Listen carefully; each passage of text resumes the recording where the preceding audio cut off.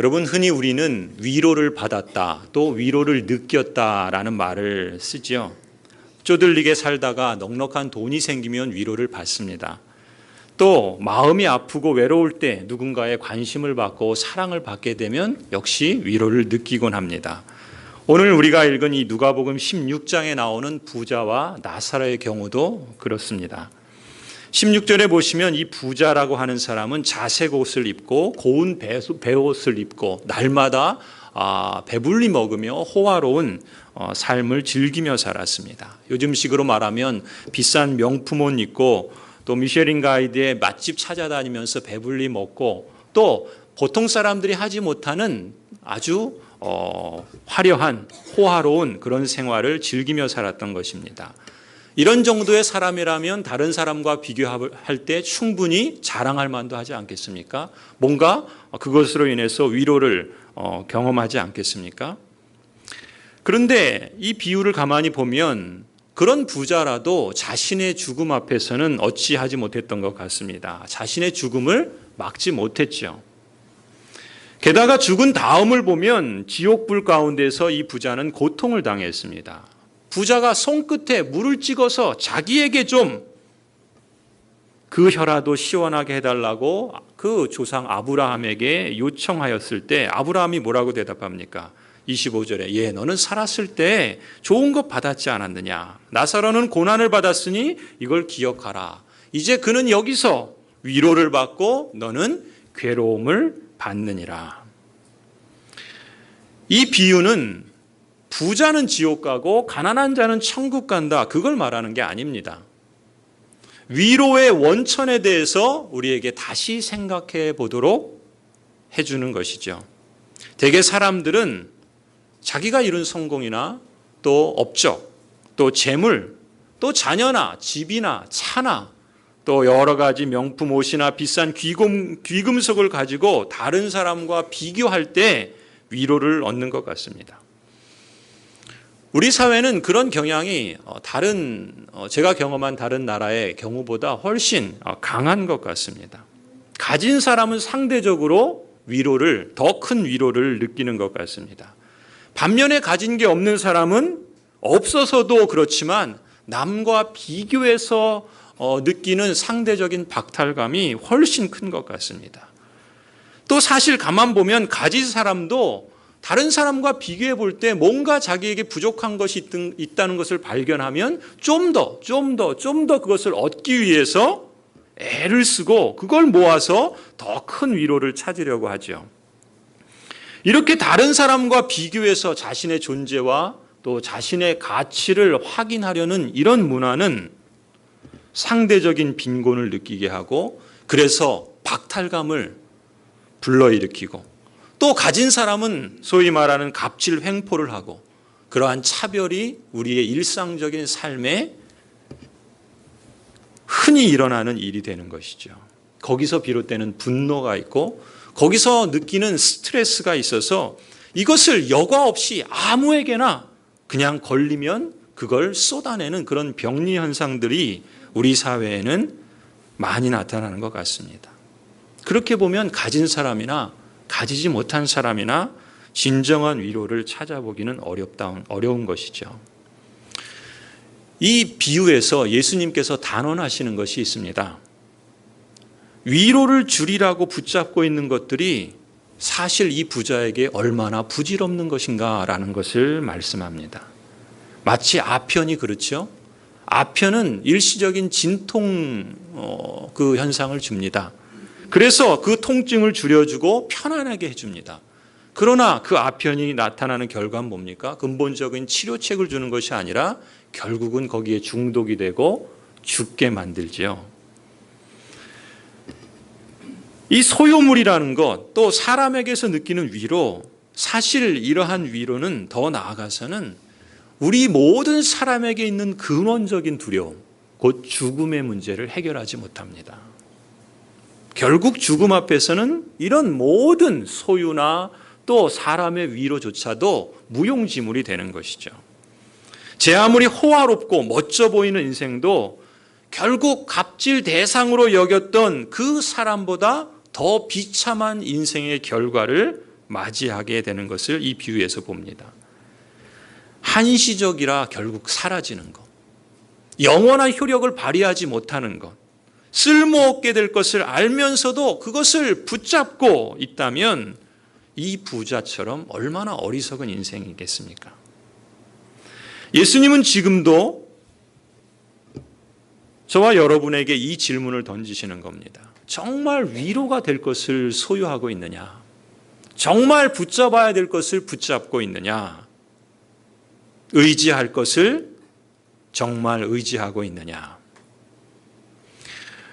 오늘 우리가 읽은 이 하이델베르그 교리문답 이 두 번째 질문은 이렇게 묻습니다. 인생이 진정한 위로 가운데 살고 죽기 위해서 당신은 무엇을 알아야 합니까? 여러분 생각해 보십시오. 본래 사람은 하나님께서 하나님 앞에서만 자기를 알 수 있습니다. 왜냐하면 하나님께서 사람을 창조하셨기 때문에 그렇죠. 나를 지으신 창조주 앞에 가야만 내가 누구인지 알 수 있습니다. 그리고 나의 진정한 가치를 발견할 수 있습니다. 내가 누구인지, 왜 나를 이 땅에 태어나게 하셔서 살게 하셨는지, 나를 지으신 창조주로부터 그 목적을 듣고 알아서 그 목적을 따라 살 때 비로소 우리는 진정한 위로를 발견하고 그 위로를 계속해서 누릴 수 있는 것이죠. 하나님께서는 우리가 헛되고 일시적인 위로가 아니라 영원하고 진정한 위로, 유일한 위로를 찾기를 원하시는 것입니다. 여러분이 성삼위 하나님께서 베푸시는 은혜와 안식 가운데 진정한 위로를, 또 영원한 위로를 누리기는 것을 하나님께서 원하신다는 것이죠. 그렇다면 하나님께서 일러주시는 위로의 원천은 무엇인가? 우리는 이 원천을 하나님이 우리에게 주신 계시의 이 말씀, 곧 성경책에서 발견할 수가 있습니다. 그리고 그 진리의 내용을 아주 요약해서 또 핵심적인 것들로 우리에게 가르쳐 주시는 이 하이델베르그 교리문답에서 확인할 수가 있습니다. 우리 앞서 하이델베르그 교리문답 제1문을 한번 화면에 올려주시겠습니까? 제1문은 이렇게 시작합니다. 하이델베르그 교리문답은 129개의 질문과 답으로 되어 있는데 그 첫 번째를 이렇게 시작하는 거예요. 살아서나 죽어서나 당신의 유일한 위로는 무엇입니까?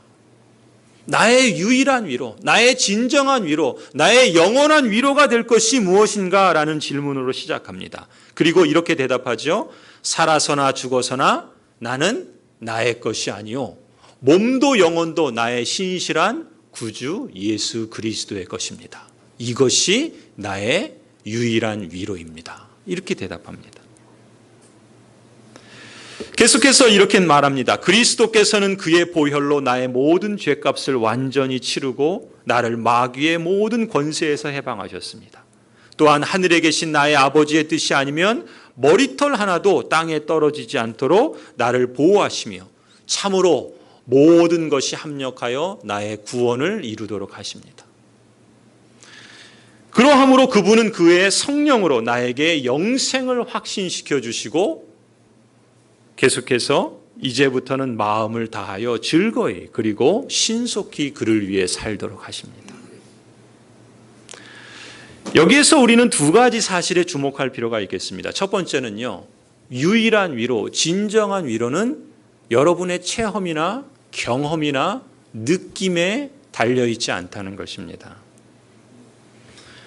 심지어 다른 사람과의 비교에서도 찾을 수 없습니다. 유일한 위로는 내가 나의 것이 아니라는 것, 내가 우리 구주 예수 그리스도의 것이라는 그 믿음에서 찾을 수 있다는 것입니다. 여러분의 마음은 어떻습니까? 제 마음은 어떨까요? 하루아침에 또 밤마다 조석으로 바뀌는 것이 제 마음입니다.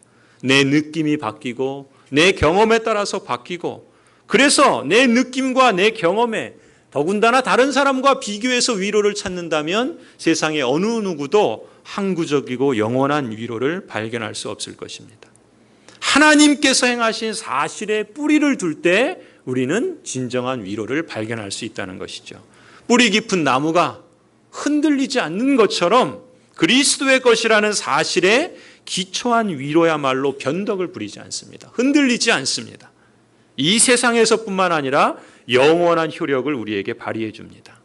두 번째 우리가 주목해야 될 사실이 있습니다. 그것은 우리가 가진 위로의 원천, 우리의 그 위로의 근거는 무엇인가? 바로 하나님께서, 성삼위 하나님께서 행하신 사건에 뿌리를 두고 있다는 것입니다. 삼위 하나님께서 행하신 사실을 알고 그것을 내가 받아들일 때 그것이 진정한 위로의 내용이고 근거일 수 있습니다. 그리고 하나님께서 행하신 그 사건은 어떤 경우에도 변하지 않으며 결코 바뀌지 않고 명확합니다. 자, 그렇다면 하나님께서 행하신 일이란 무엇인가? 이 하이델베르그 교리문답 1문에 의하면 우리에게 세 가지 사실을 가르쳐 줍니다. 첫 번째는요, 성자 하나님, 곧 예수 그리스도께서 내게 행하신 사실이 내 위로의 원천이 된다는 것입니다. 어떤 일을 하셨습니까? 그것은 그리스도께서 행하신 것, 그의 보혈로 나의 모든 죄값을 완전히 치러주시고 용서하셔서 마귀의 모든 권세로부터 나를 해방하셨다는 것입니다. 이 사실이 우리의 위로의 원천이 된다는 것이죠.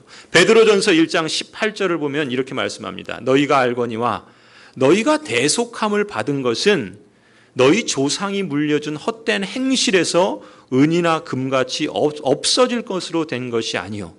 여러분이 구원받은 것은 이제 우리가 명절을 맞이해서 혹 조상에게 제사하는 분들이 생각하는 것처럼 조상이 물려준 그 무엇으로 된 것이 아니라는 것입니다. 심지어 이 세상이 자랑하는 은이나 금으로 된 것도 아니라는 것입니다. 무엇으로 된 것인가? 오직 흠없고 점없는 어린 양 예수 그리스도의 보배로운 피로 된 것이다. 그렇게 말씀합니다. 요한일서 3장 8절도 이렇게 말씀합니다. 하나님의 아들 예수 그리스도께서 이 땅에 나타나신 것은 마귀의 일을 멸하기 위함이다. 참으로 예수 그리스도께서는 당신의 그 귀한 보혈로 나의 죄값을 다 치루어 주셨습니다. 또한 마귀의 일을 멸하시고 우리를 사단의 모든 권세로부터 해방하셨습니다. 우리를 죄의 종에서 구원하셨다는 것입니다. 여러분, 종은 어떤 존재입니까? 주인의 말을 들어야 하는 거죠. 죄의 종이라는 것은 누구의 말을 듣겠습니까? 죄가 시키는 대로 하는 겁니다. 마치 마약 중독자가 마약을 끊으려고 하지만 중독성 때문에 마약을 끊지 못하고 약 가운데 취하여 행하는 것과 비슷합니다. 죄는 사람들의 마음을 조종하고 그 삶을 끌고 갑니다. 이렇게 하면 안 되는데 그런 마음을 가졌는데도 사람들이 뭐 다 그렇게 하는데 뭐 하면서 죄는 그렇게 사람들을 끌고 갑니다. 그냥 거기에 끌려만 가면서 죄를 짓고 사는 것이 그것이 자연인 사람의 모습인 것입니다. 그런 죄의 종에서 그리스도께서 당신의 그 보배로운 피로 우리를 해방시켜 주셨다는 사실, 그것이 우리의 위로의 원천이라는 것이죠. 이처럼 성자 하나님이신 예수 그리스도께서 당신의 귀한 보혈로 나의 죄값을 완전히 치러주시고 마귀의 권세로부터 나를 해방하셨다는 사실이, 그것을 알고 그 사실을 받아들이는 것이 성경이 가르치는 참되고 유일한 위로의 근거라고 말씀하는 것이죠. 두 번째 유일한 위로는 성부 하나님께서 내게 행하신 사실에 토대를 둡니다. 하이델베르그 교리문답 1문에 그렇게 말합니다. 또한 하늘에 계신 나의 아버지의 뜻이 아니면 머리털 하나도 땅에 떨어지지 않도록 나를 보호하시며 참으로 모든 것이 합력하여 나의 구원을 이루도록 하십니다. 성부 하나님의 뜻이 아니면요, 여러분의 머리털 하나도 땅에 떨어지지 않게 하신답니다. 그런 방법으로, 그런 놀라운 세밀한 능력으로 나를 보호하신다는 것입니다. 참으로 내 생에 일어나는 모든 일들이 하나님의 섭리 아래 있고 또 그것이 다 합력하여 나의 구원을 이루어 주신다는 그 사실을 믿고 받아들이는 것이 우리의 유일한 위로의 원천이라는 것입니다. 오래전 2002년 월드컵 4강 신화를 우리 대표팀이 이루었었죠. 그 신화의 주역이었던 이영표 선수가 기독교 방송에서 인터뷰하는 내용을 보았습니다. 그때 이런 말을 했어요. 하나님과 다른 많은 것을 가진 사람이 하나님만 가진 사람보다 결코 더 많이 가졌다고 할 수 없습니다. 이영표 선수가 한 말이에요. 무슨 말인가? 좀 풀어서 설명하면 이런 것이죠. 하나님과 다른 많은 것을 가진 사람, 그 사람이 하나님만 갖고 있는 사람에 비해서 더 많은 것을 가졌다고 말할 수 없다. 여러분, 하나님은 무한하신 하나님이시죠. 수학에서 무한대라는 게 있잖아요. 수학에서 그렇습니다. 무한대라는 것에 어떤 다른 것을 붙인다고 해서 더 커지는 게 아니라 역시 무한대입니다. 또 무한대에 아무것도 없다고 하더라도 무한대는 그냥 무한대인 겁니다. 말하자면 하나님에다가 다른 무엇, 더 이 세상에 많은 것들을 가졌다고 해서 더 커지는 게 아니라는 겁니다. 반대로 하나님만 갖고 있는데 나에게는 아무것도 없다 하더라도 그 무한대의 하나님을 소유하고 있다는 것이죠. 이영표 선수가 그런 말을 하는 거예요. 왜 그렇겠습니까? 하나님을 가졌다고 한다면, 하나님을 소유하고 있다면 그 밖에 다른 무엇을 갖고 있느냐 그렇지 않느냐는 문제가 될 게 없다라는 그런 고백이었습니다. 이영표 선수가 이런 말을 하면서 자신이 축구를 하면서 또 자신의 생애를 통해서 배운 교훈이 있는데 이런 거랍니다. 성공이 아니고 실패가 아니라는 것을 배웠다는 거예요. 그 당시에는 어떻습니까? 4강 신화의 주역입니다. 누구보다 사람들에게 칭송을 받고 환대를 받는 그런 상황이었습니다. 그런데 자신이 축구를 통해서 남들보다 성공했다고 교만할 일도 아니고 혹 자신이 실패했다 하더라도 좌절할 일이 아니다. 그런 고백이었던 것이죠. 왜 그렇겠습니까? 하나님에게서 온 것이라면 실패도 은혜다라는 것을 깨닫게 되었기 때문이다. 이영표 선수가 그렇게 말을 했습니다. 하이델베르그 요리문답의 위로가 그런 것이죠. 성부 하나님의 뜻이 아니라면 우리의 머리털 하나도 땅에 떨어지지 않게 하시는 방법으로 하나님이 우리를 지키신다는 것입니다. 참으로 내 생에 일어나는 모든 일들이 합력하여 나의 그 구원을 이루어 가신다는 것입니다. 그 사실은 변하지 않는 것이고 하나님께서 약속하시고 이루어 가시기 때문에 영원한 위로의 원천이 된다는 것이죠.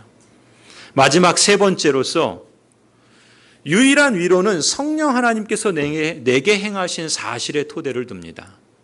그 하이델베르그 일문에 나타나는 것처럼 그러함으로 그분은 그의 성령으로 나에게 영생을 확신시켜 주시고 이제부터는 마음을 다하여 즐거이 그리고 신속히 그를 위해 살도록 하십니다.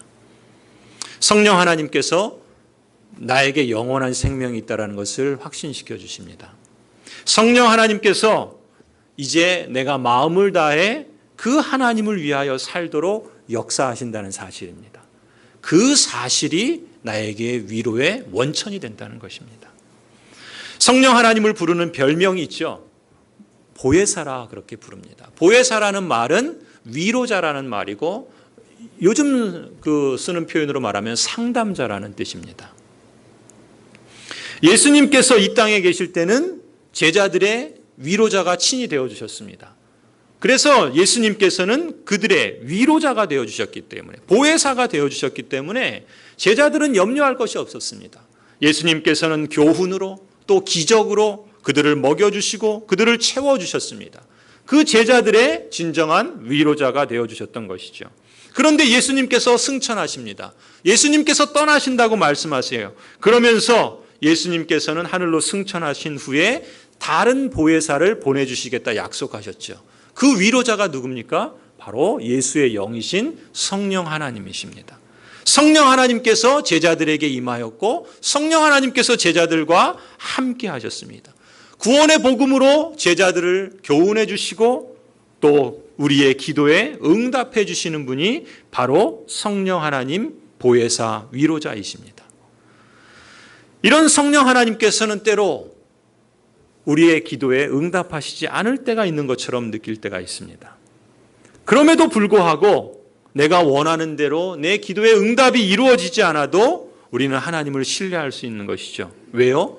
하나님께서 머리털 하나도 그냥 떨어지지 않는 것처럼 세밀하게 역사하시는 성부 하나님이시고, 또한 나와 함께 하시는 분이 성령 하나님이셔서 그 하나님께서는 나를 선한 길로 인도하시기 때문에 그렇습니다. 내가 원하는 대로 이루어지지 않아도 성령 하나님은 내가 원하는 그 이상을 아신다는 것입니다. 그렇기 때문에 그 하나님이 내 삶을 주관하시기 때문에 내게 위로의 근거가 된다는 것이죠. 심지어 육신의 고통이나 여러 가지 고난이 찾아올 때가 있습니다. 그러나 하나님의 능력은 변하지 않는다는 것이죠. 약속하신 생명은 결코 그런 질병이나 여러 고난으로 흔들리지 않습니다. 그것이 내 것이라는 확신을 성령께서 주시기 때문에 그렇습니다. 제가 토론토에서 이민 생활을 하면서 너무 아프고 약해서 제 몸을 가누기조차 힘들었던 시간을 수개월 보낸 적이 있었습니다. 그때 저는 정말 죽음이라는 것에 대해서 진지하게 또 진실하게 직면했었습니다. 모든 사람이 다 아프고 또 연약함이 있지요. 저 역시 마찬가지입니다. 그때 저는 하나님을 붙잡고 신음하면서 하나님을 의지하고 간절히 매달리지 않을 수 없었습니다. 다른 방법이 없었거든요. 그 시간이 저에겐 참으로 끔찍했습니다. 고통스러웠습니다. 모든 것을 잃은 것 같았습니다. 지금은 보기에 이렇게 체중도 불고 요즘은 배도 나와서 이게 고민이지만 그 당시엔 제가 65kg도 안 되는 아주 정말 아주 마른 그런 피골이 상접하다고 하기엔 너무 과장이고요. 그런 지경이었습니다. 그런데 그런 지경에서 제가 정말 붙잡을 수 있는 것은 아무도 없었습니다. 실제로 이민의 삶을 살면서 친척도 없기 때문에, 부모도 없기 때문에, 일가 친척 아무도 없기 때문에 정말 의지할 사람이 없어요. 그런 상태에서 매일매일을 하나님을 바라보면서 하나님께 탄식도 하고 하소연도 하고 울기도 하고 소리도 지르고 그런 시간들을 오랜 시간 보냈습니다. 그러면서 정말 하나님만 바라보고 하나님의 인도하심만 절박하게 기다렸던 그런 시간이었습니다. 그 시간을 돌아볼 때마다 저는 그런 생각을 합니다. 내가 많은 것을 잃은 것 같았지만 그러나 정말 중요한 것을 발견했다라는 것을 늘 기억합니다. 그것이 무엇이겠습니까?